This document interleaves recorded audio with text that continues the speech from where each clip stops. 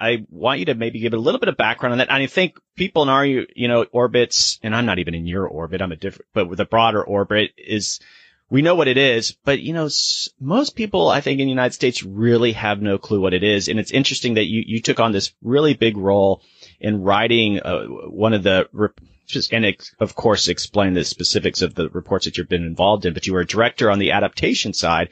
And first off, I'm curious, how did you get involved with that? Who recruited you? What was that? I mean, you must have been stepping into something really difficult. Well, I didn't really know what I was stepping into. Okay.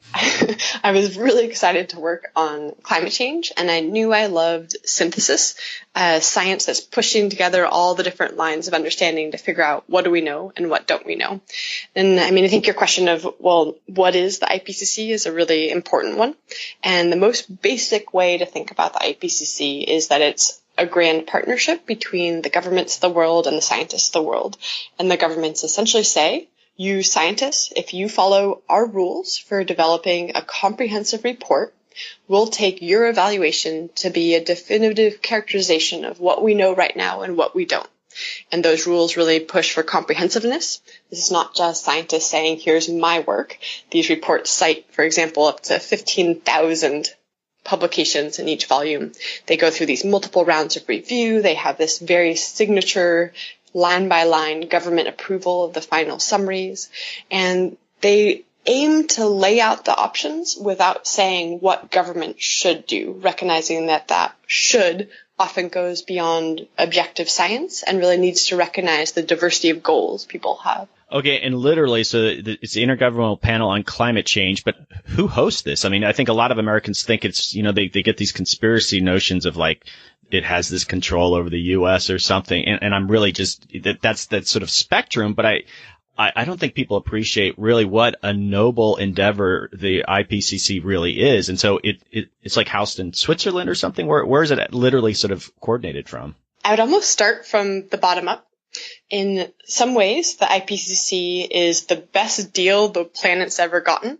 Most of the experts who work for the IPCC don't sit together. They're distributed around the globe, every continent, and they're top professors in universities, top practitioners in research institutes, and they participate in these reports for free. They're volunteering their time to take part in this massive undertaking. So the staff of the IPCC is actually really, really tiny.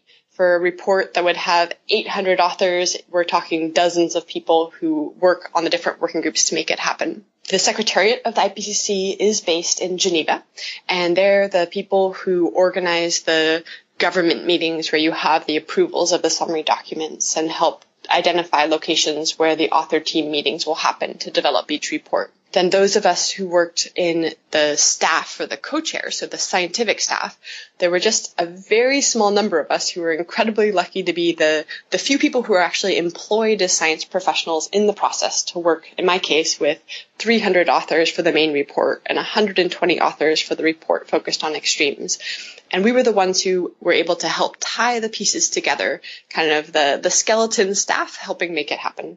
Well, so you were at the center of that. You were one of, I guess, two co-directors of that process, right? Of your particular track. Exactly. Yeah. So you just mentioned like all these different authors, and then there's 120 authors. And so I'm assuming you got to know some of these people quite well, but that still must have been a real challenge. You have different scientists, different styles. I mean, did it get crazy, or was everything pretty, I don't know, uniform and it worked? So some of the authors who've been doing these reports for decades, it varies. There are a lot of authors who are doing a report for the very first time, and then there are a few who have done it for their whole career.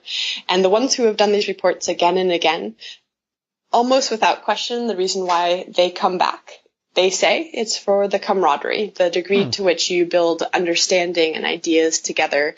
They're really impressive bonds that happen when you realize that you're drawing from such different contexts across the globe, but you're thinking about the same issues from different angles.